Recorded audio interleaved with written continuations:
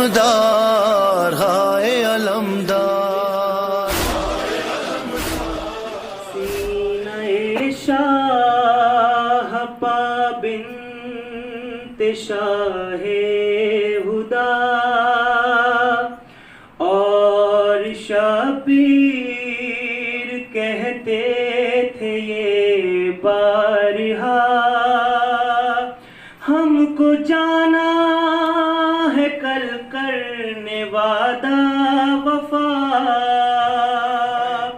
تم پہ آ جائے گا صبر کا مرحلہ بات ساری سکینہ نے شہ کی سنی اور جواباً وہ بس اتنا کہتی رہی اچھا بابا سلانے تو آؤ گے نا روز چہرہ دکھانے تو آؤ گے نا اچھا بابا سلانے تو آؤ گے نا روز چہرہ دکھانے تو آؤ گے نا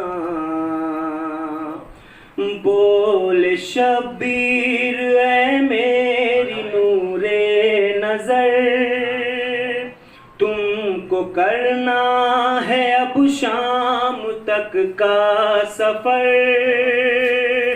تم کو قیدی بنائیں گے اب اہل شر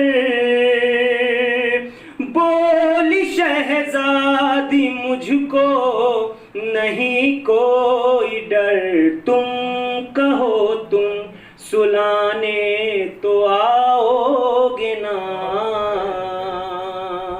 روز چہرہ دکھانے تو آؤ گے نا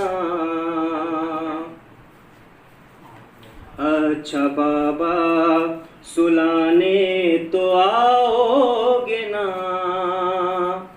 روز چہرہ دکھانے تو آؤ گے نا شاہ کہنے لگے اے میری لاڈلی تم پہ آئے گی اب شامیوں کی گھڑی آگ دامن میں ہوگی تمہارے لگی بولی وہ فکر مجھ کو نہیں ہے کوئی میرا دامن بجھانے تو آؤ گے نا روز چہرہ دکھانے تو آؤ گے نا اچھا بابا سلانے تو آؤ گے نا روز چہرہ دکھانے تو آؤ گے نا مضطرب دل سے کہنے لگے شاہدین تیری قسمت میں بیٹی سکون اب نہیں اب تماچے لگائے گا شمر لئیں سن کے یہ بات کہنے لگی وہ حزین شمر سے تم بچانے تو آؤ گے نا روز چہرہ دکھانے تو آؤ گے نا اچھا بابا سلانے تو آؤ گے نا روز چہرہ دکھانے تو آؤ گے نا پھر کیا شہن بیٹی سے کچھ یوں سخن سب حرم ہوں گے اب تو اسیر محن تیرے ہاتھ حسن بول یہ بات سن کے وہ تشنا دہن تم گلے سے لگانے تو آؤ گے نا روز چہرہ دکھانے تو آؤ گے نا اچھا بابا سلانے تو آؤ گے نا روز چہرہ دکھانے تو آؤ گے نا رو کے شبیر نے اس کے بوسے لیے اور رخسار بھی ہوں گے زخمی تیرے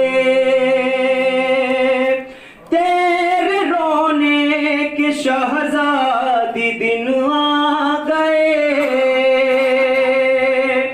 بولی تم کیسے دیکھو گے روتے ہوئے ہاں مجھے چپ کرانے تو آؤ گے نا روز چہرہ دکھانے تو آؤ گے نا اچھا بابا سلانے تو آؤ گے نا روز چہرہ دکھانے تو آؤ گے نا بڑھتی جاتی تھی بے چینی شبیر کی ہر ستم وہ اٹھانے پہ راضی ہوئی زندہ بابا نہ ہوں گے سمجھ نہ سکی سن کے سب مشکلیں بس وہ کہتی رہی گر میں روٹھی منانے تو آؤ گے نا روز چہرہ دکھانے تو آؤ گے نا لکھ کے سلمان دل پھٹ رہا ہے میرا زین جب شاہ والا نے رو کر کہا اب تو زندان مرکد بنے گا تیرا بیٹی صابر کی تھی وہ بیٹی صابر کی تھی بولی وہ صابرہ میرا لاشا اٹھانے تو آؤ گے نا روز چہرہ دکھانے تو آؤ گے نا اچھا بابا سلانے تو آؤ گے نا روز چہرہ دکھانے تو آؤ گے نا بسم اللہ الرحمن الرحیم الحمد للہ رب العالمین والصلاة والسلام علی اشرف الانبیاء والمرسلین الملقب بطٰ و یاسین سید الثقلین و نبی الحرمین و امام القبلتین وجد الحسن والحسین بالقاسم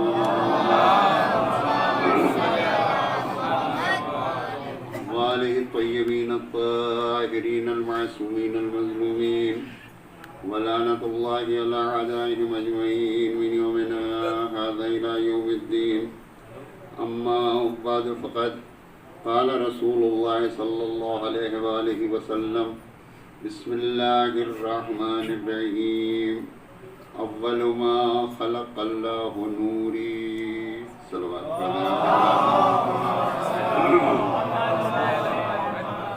ایک مرتبہ سورہ حمد اور 3 مرتبہ سورہ توحید پڑھ کر مرحوم رئیس الحسن صاحب ثریا خاتون اور چندہ بھابھی سال سوال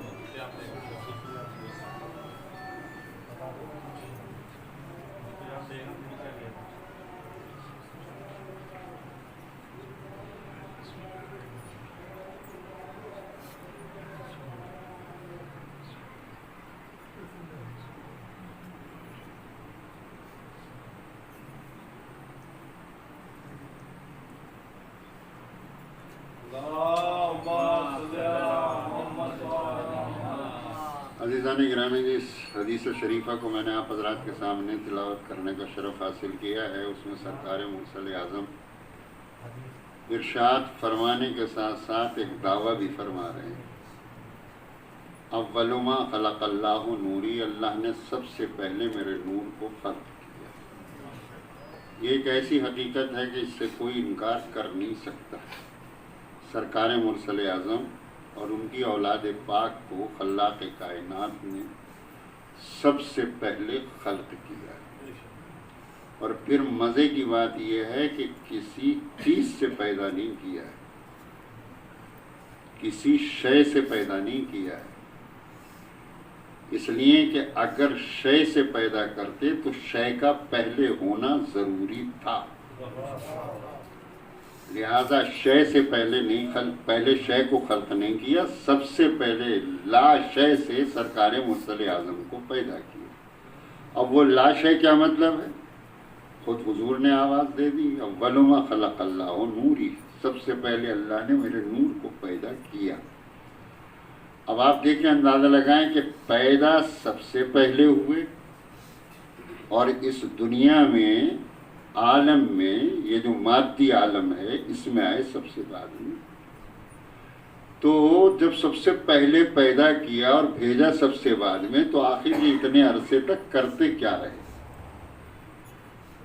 اتنے عرصے تک سرکار مرسل اعظم وہاں عالم نورانی میں، عالم روحانی میں کرتے کیا رہے؟ سرکار مرسل اعظم سرکار مرسل اعظم وہ فرائض انجام دیتے رہے کہ اگر سرکار وہ فریضہ انجام نہ دیتے تو ہم سب کچھ ہمارے پاس ہوتا، ہدایت ہمارے پاس نہ ہوتی۔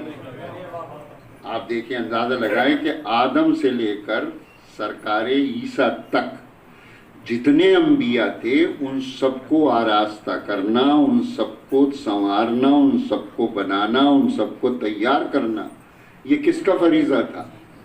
یہ فرض ادا کر رہے تھے سرکار مرسل اعظم۔ اگر میں آپ کے سامنے یہ عرض کروں کہ آدم کو دم دے رہے تھے، نوح کو نوحے کا سلیقہ سکھا رہے تھے، ابراہیم کو خلت کا امامہ پہنا رہے تھے، موسیٰ کو ہیبت کے طریقے بتا رہے تھے، یوسف کو حسن کی ادائیں دے رہے تھے، اور عیسیٰ کو کمال کا درس دے رہے تھے، اگر سرکار نہ ہوتے تو ان میں یہ کمالات آتے ہی کیوں؟ اور سرکار کے ساتھ ساتھ شریک ہیں سرکار مرسل اعظم کی اولاد پاک۔ اول ما خلق اللہ نوری انا و علی من نور واحد، اللہ نے سب سے پہلے میرے نور کو خلق کیا، اور میں اور علی دونوں نور کے ایک حصے، ایک ہی نور کے دو حصے، ایک کا نام محمد ہے اور دوسرے کا نام علی ہے۔ اپنے آپ تو یہ فرائض انجام دے رہے تھے، اگر فرائض انجام دیتے تو پھر نور کا دوسرا حصہ پیاسا رہتا، تشنا رہتا، یعنی مولا کائنات کیا کر رہے تھے؟ اس لیے سرکار مرسل اعظم نے مولا کائنات کی شخصیت، وجاہت، عظمت بتانے کے لیے آواز دی کہ جسے آدم کا علم دیکھنا ہو، نوح کا فہم دیکھنا ہو، ابراہیم کی خلت دیکھنا ہو، موسیٰ کی ہیبت دیکھنا ہو، اور عیسیٰ کا کمال دیکھنا ہو، اور میرا جمال دیکھنا ہو، میرے بھائی علی ابن ابی طالب کو دیکھنا ہے۔ ایک صلوات پڑھ دے آپ حضرات محمد۔ اب آئیے ذرا، دنیا میں بہت سے دعوے ہوئے، نبوت کے بڑے دعوے ہو گئے، غلام احمد قادیانی زیادہ دور کا نہیں ہے، ابھی اسی صدی سے ملی ہوئی صدی ہے، یہی صدی کہ اس نے دعویٰ کیا کہ میں نبی ہوں، حالانکہ سرکار مرسل اعظم کے اوپر دروازے نبوت کو بند کر دیا گیا۔ تو نبوت کے دعوے ہوئے، رسالت کے دعوے ہوئے، امامت کے دعوے ہوئے۔ امامت کا دعویٰ کرنے والا ہمارے پڑوس کا لقمان رضا تھا، جس نے سفیر اللہ ہونے کا دعویٰ کیا تھا، اور نہ جانے کتنے ہوتے رہتے۔ تو دعوے ہوئے مگر کسی نے یہ دعویٰ نہیں کیا کہ سب سے پہلے اللہ نے میرے نور کو پیدا کیا یا مجھے پیدا کیا. کبھی سوچئے آپ کہ سارے دعوے ہو گئے مگر یہ کسی نے نہیں کیا. اس لیے کہ دعویٰ نہیں کر پائے یہ کہ اللہ نے سب سے پہلے ہمیں پیدا کیا، کہ اگر کسی سرفرے نے یہ سوال کر لیا کہ جب سب سے پہلے پیدا ہوئے تو اس وقت کے حالات بتاؤ. حالات بتا نہیں پائیں گے. جب نہیں بتا پائیں گے تو یہ دعویٰ کرنے کا حق کس ہے؟ یہ دعویٰ وہی کر سکتا ہے جو اس وقت کے حالات سے واقف ہو. سرکار مرسل اعظم ہے اور ان کی اولاد پاک ہے. ایک صلوات پڑھ دیں آپ حضرات.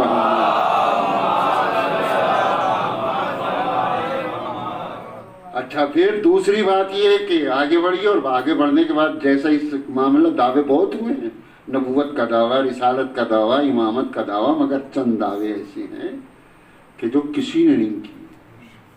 نقلیں ضرور اتاری مگر ان نقلوں کی پول کھل گئی.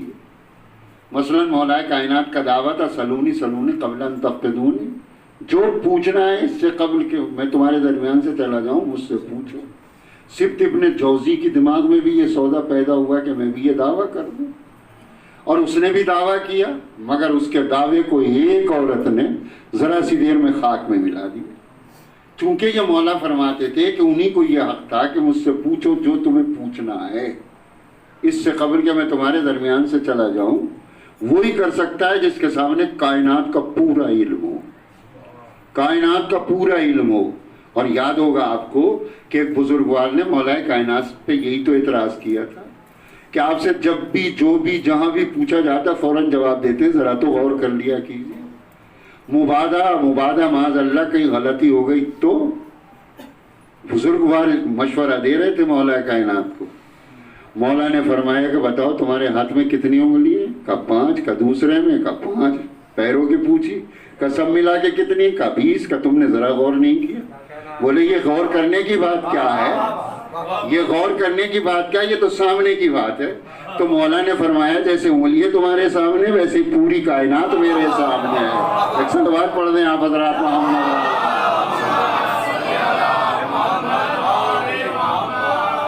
صرف ابن جوزی نے دعویٰ کر دیا، ایک بڑھیا نے کہہ دیا کہ تو یا تو اپنا دعویٰ واپس لے لے ورنہ تیری کلئی کھولے دیتی ہوں. کہ میں کیسے دعویٰ لے لوں؟ جو پوچھنا ہے پوچھ. اچھا کہ بتا عثمان کہاں مرا؟ کہ مدینے میں. علی کہاں تھے؟ کہ مدینے میں. کہ سلمان کہاں مرے؟ کہ مدائن میں. علی کہاں تھے؟ کہ مدائن میں نہیں تھے. کہ سلمان کی نماز کس نے پڑھائی؟ کہ علی نے. کہ عثمان کی نماز کس نے پڑھائی؟ علی نے نہیں پڑھائی. کہ وہ مدینے میں رہتے ہوئے نماز نہ پڑھا رہے اور وہ مدائن میں دور مدینے سے اور سلمان کی نماز پڑھا رہے ہیں. بتا کیا معاملہ ہے؟ اب آپ جواب دیکھیے کہ مارے گھٹنا پھوٹے آنکھ. ملاحظہ فرمائیے، یہ سوال تھا. اب جواب صرف ابن جوزی نے دیا کہ یہ بتا مجمع میں خدائی ہے یا شوہر کی اجازت سے؟ سوال کا جواب دیکھیے، خدائی یا شوہر کی اجازت سے؟ کہ صرف ابن جوزی یہ تو میرے سوال کا جواب نہیں ہوا. کہ نہیں یہ بتا کہ اچھا میں خدائی ہوں تو کیا کرے گا؟ شوہر کی اجازت سے آئی ہوں تو کیا کرے گا؟ کہ اگر شوہر نے بھیجا تو اس پہ لعنت کروں گا اور تو خدائی ہے تو تجھ پہ لعنت کروں گا. فوراً گوڑیاں نے کہا وہ جو جمل میں آئی تھی. ایک صلوات پڑھ دیں آپ حضرات محمد و آل محمد. تو وہ خدائی تھی اور اسے شوہر نے بھیجا تھا. تو کسی نے کسی کو آل محمد کی برابری کا اگر ہوکا ہوا تو دوسروں نے ان کی قلعے کھول کے رکھ دی. کبھی دعویٰ نہیں ہوا جیسے سرکار مرسل اعظم کہ ہمیں سب سے پہلے اللہ نے یہ سرکار یا ان کی اولاد کہہ سکتی، وہی بتا سکتی ہے. اور یہ ہم تک جو حالات آئے ہیں، جنت کیسی ہے، پردے کیسے ہیں، وہاں کتنے آسمان ہیں، عرش پہ کیا ہے، کرسی پہ کیا ہے، سدرۃ المنتہا کیا ہے، کس نے بتایا ہے؟ یہ آل محمد علیہ السلام. اور آپ دیکھیں قبر کے اندر کیا ہوگا، کون بتا رہا ہے، کون جا رہا دیکھنے کے لیے؟ یہ آل محمد بتا رہے ہیں.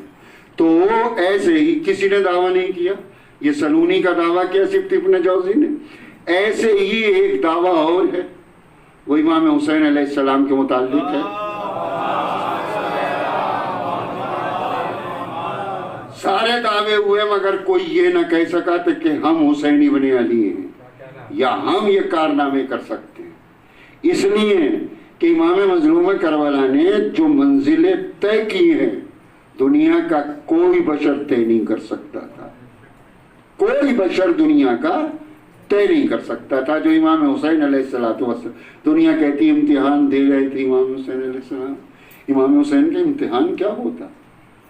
امام حسین نے تو دوسروں کے امتحان لیے ہیں، وہ اس منزل پہ ہی نہیں ہے آل محمد کے امتحان دیں، وہ تو مرضی پروردگار کے اوپر چل رہے تھے۔ آپ دیکھیں، اندازہ لگائیں کہ جابر سے ایک مرتبہ پوچھ لیا کہ بتاؤ جابر، تم اتنے معصوموں کی بیٹھک میں رہے ہو، تمہارا ایمان کس منزل کے اوپر ہے؟ جابر نے کہا میں زندگی کے اوپر موت کو ترجیح دیتا ہوں، مالداری کے اوپر غربت کو ترجیح دیتا ہوں، یعنی کیا کیا بیان کرنا شروع کر دیا، صحت کے اوپر بیماری کو ترجیح دیتا ہوں، خاموش ہو گئے۔ کہ فرزند رسول نے فرمایا کہ جابر اتنے معصوموں کی صحبت میں رہ کے بس ایمان تمہارا اسی منزل پہ اٹکا ہوا ہے۔ جابر کانپنے لگا، معزز صحابی ہیں پیغمبر اسلام کے، وہ بڑے معتبر صحابی ہیں۔ کہا جابر اب ہم سے پوچھو کہ آپ کس منزل پر؟ کہا ہم اس منزل کے اوپر ہیں جہاں ہمارا پروردگار جو چاہے جیسا چاہے ہمیں رکھے، اگر بے صحت مند رکھے تب اس کا شکر، اگر ہمیں بیماری دے تب اس کا شکر، مالداری میں رکھے تب اس کا شکر۔ تو آل محمد امتحان دینے کے لیے نہیں آئے تھے، امتحان لینے کے لیے۔ انہوں نے تو بنایا، سب کو سنوارا، مبلغ بنا کے بھیجا، معلم کائنات ہیں، مدبر کائنات ہیں آل محمد۔ اور ایک بات میں آپ کے سامنے عرض کر دوں، آج بھی اگر امام زمانہ کا حکم نہ ہو تو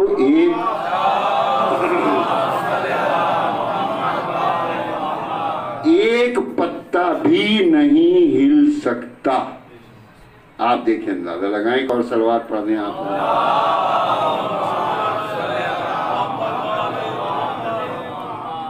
تو میرے عرض کرنے کا مطلب یہ ہے کہ آل محمد ہی ہیں اصل میں مدبر کائنات،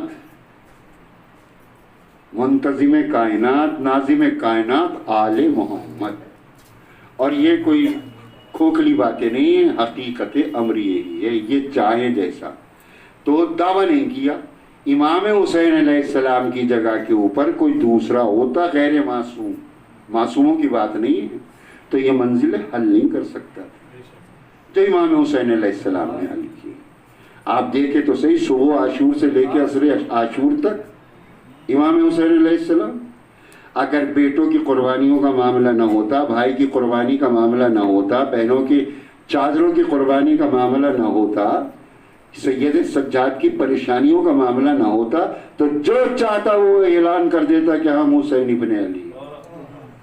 کوئی یہ دعویٰ نہیں کر سکا۔ اور پھر کتنی سخت شرط تھی امام مظلوم کربلا، شمر کا خنجر گلے کے اوپر اور حسین سجدے میں۔ آپ اندازہ تو لگائیے یہ کون سی منزلیں تھی۔ اور پھر ذرا پوچھئے، کسی گھر میں ایک موت ہو جاتی، جوان کی موت ہو جائے، سارا خاندان پریشان ہوتا ہے، مہینوں بھلا نہیں پاتا ہے۔ ذرا کربلا میں آپ اندازہ لگائیے کیسے کیسے جوان ہیں، اور وہاں بچے بھی تھے، عورتیں بھی تھیں، اور سید سجاد بھی تھے۔ اب آپ ذرا اندازہ تو لگائیے۔ اور امام مظلوم کربلا نے امتحان دے دیا، اور آج تک امام حسین علیہ السلام کا احسان انسانیت کے کاندھوں کے اوپر ہے۔ پوری کائنات خون کے آنسو بہا رہی ہے، جب تک کائنات رہے گی تب تک حسین کا نام زندہ رہے گا، اور تب تک یہ دعویٰ بھی کوئی نہیں کرے گا کہ ہم حسین ابن علی جیسے۔ یہ تو سلام اور لاکھوں سلام۔ آپ اندازہ تو لگائیے کہ کس غضب کے، کتنے قوی، کتنے مضبوط آل محمد کے گھرانے کے مرد تھے، اور آل محمد کے گھرانے کی عورتیں۔ اللہ اکبر۔ میدان میں جا کے مرد جاتا ہے، لڑنا مرد کا کام ہے، لیکن اس پہ صبر کرنا، یہ کوئی زینب سے پوچھے، یہ کوئی لیلا سے پوچھے، یہ کوئی رباب سے پوچھے، یہ کوئی کلثوم سے پوچھے، یہ کوئی سکینہ سے پوچھے۔ آپ اندازہ لگائیے، اتنا خوددار گھرانہ، اور آپ دیکھیں تو صحیح، باپ چونکہ پیاسا مارا گیا، 6 مہینے کا بچہ چونکہ پیاسا مارا گیا، کسی نے راستے میں پانی کا سوال نہیں کیا۔ پوری تاریخ تشنگی میں سکینہ نے 2 مرتبہ پانی مانگا ہے، اپنے لیے نہیں۔ ایک تو جب علی اصغر کی پیاس نہ دیکھی گئی، ابو الفضل عباس کی زوجہ محترمہ کہتی ہیں کہ سکینہ ہر خیمے میں 1 بار گئی، اور میرے خیمے میں 3 یا 5 مرتبہ، اور آنے کے بعد میں سوکھا ہوا کوزہ دکھا کے کہتی تھی چچی چچا سے پانی منگوا دو ورنہ میرا اصغر مر جائے گا۔ جب آخری مرتبہ گئی ہے سکینہ تو ابو الفضل عباس آ گئے، بیٹھ گئے، سکینہ کو پاؤں میں لیا کہ چچا تھوڑا پانی لا دو، اگر پانی نہیں آئے گا تو میرا ننھا اصغر مر جائے گا۔ تب عباس گئے تو پانی مانگا علی اصغر کے لیے، اپنے لیے نہیں۔ ایک دوسرا موقع ملتا ہے، جب یہ ظالم آل محمد کو قیدی بنا کے لیے جا رہے تھے، انہوں نے انتظام یہ کیا تھا، خود خیموں میں رہتے تھے، انہیں دھوپ میں کھڑا کرتے تھے، اور خولی ملعون نے تو یہ کیا تھا کہ سید سجاد کو اپنے خیمے کے در پہ کھڑا رکھتا تھا۔ شدت کی دھوپ، ہاتھوں میں ہتھکڑی، پاؤں میں بیڑی۔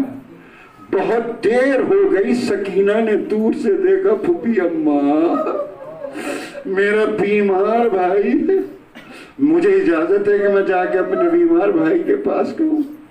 آئی جناب سکینہ، اور آنے کے بعد جیسے سید سجاد کے ہاتھوں کے اوپر اپنے ہاتھ رکھے، ایک جملہ کہہ کے چلی گئی۔ ہاتھ رکھ کے کہتی ہیں ماں جائے بہت دیر ہو گئی، کھڑے کھڑے اب تو بیٹھ جاؤ۔ اب آپ اندازہ لگائی، آئی اور آنے کے بعد میں کہا پھوپھی اماں جلدی سے کوزہ دے دو، کوزہ دے دو۔ کوزہ لیا، اور لینے کے بعد میں آئی جہاں شبر پانی بھر رہا تھا، اور وہ اپنے لیے نہیں آئی۔ زینب نے جب پوچھا بیٹی کوزے کا کیا کرو گی، کہا اس میں پانی لاؤں۔ کہ کیا کرو گی، کہا پھوپھی اماں میرے ماجد کی ہتھکڑیاں پھوٹ رہی ہیں، کلائیوں کے اوپر چھالے پڑ گئے ہوں گے، اس میں پانی لاؤں گی، اللہ کے سید سجاد کے ہاتھوں کے اوپر پانی ڈالوں گی تاکہ کچھ سکون۔ تعالی والے واسطہ محمد و آل محمد کا ہماری اس مختصر سی عبادت کو قبول فرما۔ حاضرین بانین کی تمام دنیاوی اور دینی جائز مرادیں برلا، جن مرحومین کے سلسلے میں یہ مجلس ان کے درجات بلند فرما، جو کچھ ان کے ذمہ واجبات ہیں مرا سکون کے ادا کرنے کی توفیق عنایت فرما۔ یہ جو عالم میں بیماری پھیلی ہوئی ہے اس کو نیست و نابود فرما، اور جو اس کی زد میں آ گئے ان کو شفاء کامل و عاجل عنایت فرما۔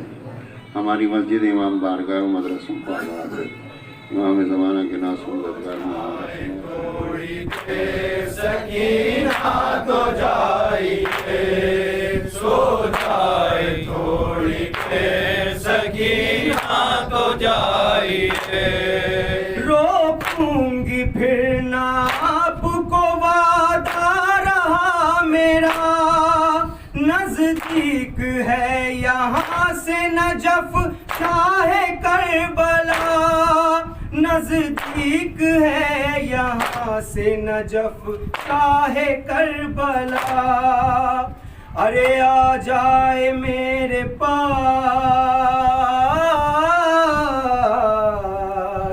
آ جائے میرے پاس جو بابا تو جائیے، سو جائے تھوڑی دیر سکینہ تو جائیے، سو جائے تھوڑی دیر سکینہ تو جائیے، لگتا ہے رن میں آپ کا کرتا ہے انتظار، لہرا رہا ہے ہاتھ میں خنجر وہ بار بار، لہرا رہا ہے ہاتھ میں خنجر وہ بار بار، بھیا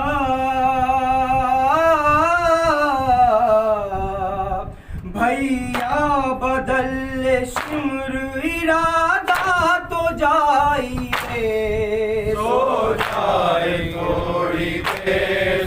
سکینہ تو جائیے سو جائے تھوڑی دیر سکینہ تو جائیے کرنی ہے جنگ آخری بھیا بہن نثار خون بہ رہا ہے کیسے چلائیں گے ذوالفقار خون بہ رہا ہے کیسے چلائیں گے ذوالفقار بازو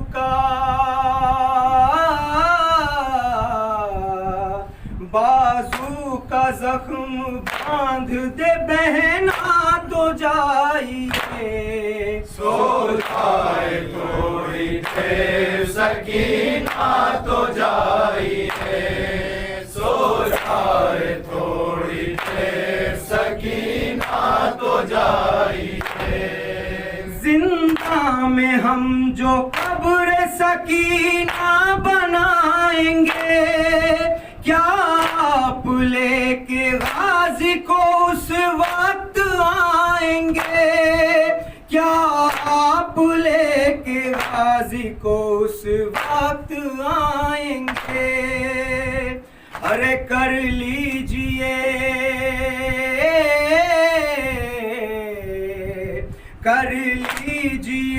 بہن سے یہ وعدہ تو جائیے سو جائے تھوڑی دیر سکینہ تو جائیے سو جائے تھوڑی دیر سکینہ تو جائیے کیسے بیاں ہو میر تکلم وہ بے کسی یہ کہہ کے بنت فاطمہ خاموش ہو گئی یہ کہہ کے بنت فاطمہ خاموش ہو گئی ہائے وعدے